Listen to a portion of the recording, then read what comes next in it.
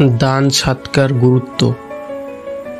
আল্লাহর রাসূল সাল্লাল্লাহু আলাইহি ওয়াসাল্লাম বলেছেন, আগুন থেকে নিজেকেও বাঁচাও, তা যদি অর্ধেক খেজুর দান করেও হয়। সহিহ বুখারী ও সহিহ মুসলিম। দান সাদকার উপকারিতা। 1.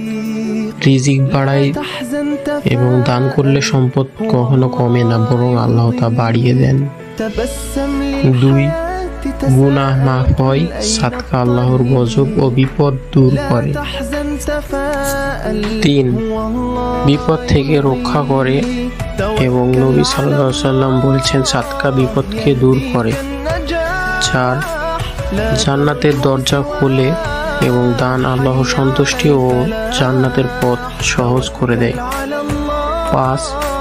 নিয়তের মূল্য এবং অল্প কিছু দান করলেও নিয়ত খাঁটি হলে আল্লাহ পাহাড় সম সওয়াব দেন।